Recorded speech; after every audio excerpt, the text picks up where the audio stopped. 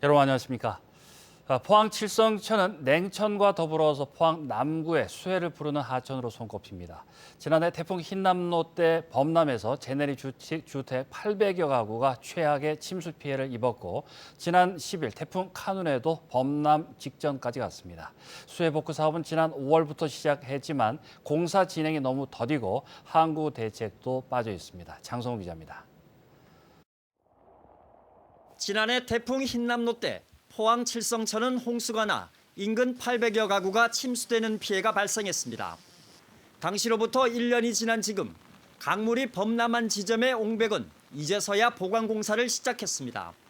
도 하천가에도 수없이 전화를 해가지고 이거 지금 빨리 안 해주면 안 된다 얘기를 했더니 할 거다. 거기만 하는 게 아니고 전체적으로 차수백 설치를 할 거라고 했는데 안 됐었고요. 하천의 상당수 구간은 아직도 준설 작업을 하지 못해 물 흐름을 가로막는 토사들이 쌓여 있습니다.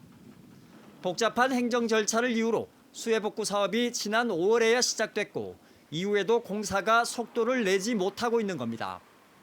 특히 공사 내용에 관한 주민 설명회조차 열리지 않은 상태에서 지난주 태풍 카눈으로 또다시 범람 위기를 맞다 보니 주민들 입장에선 불안한 건 당연하고 늑장 행정에는 화도 납니다. 이번 태풍이 크다는 그것 때문에 보따리 사놓고 화장실에 물이 안 내려갔는데 그쪽에서는 아무 대책이 없다. 그러면 진짜 우리 보고 죽으라는 말밖에 없잖아요.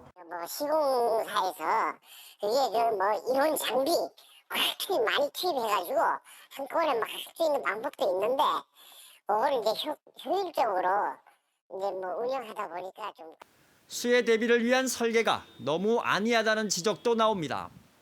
800여 가구가 침수되는 최악의 피해를 지켜보고도 하천 범람에 대비한 설계 기준을 기존의 80년 빈도 발생에서 더 이상 높이지 않은 겁니다. 인근 냉천이 200년 빈도 발생으로 설계 기준을 대폭 강화한 것과는 대조적입니다.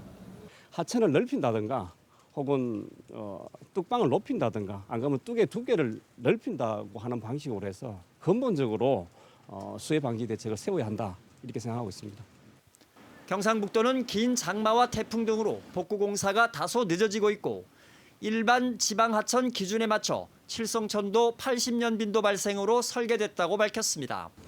경상북도는 2025년까지 200억 원이 넘는 예산을 들여 칠성천 수해 복구를 마친다고 하지만 자칫 안이한 복구로 인해 수해 재발과 예산 낭비의 결과를 낳는 건 아닌지 보다 면밀한 점검이 필요해 보입니다. MBC 뉴스 장성훈입니다.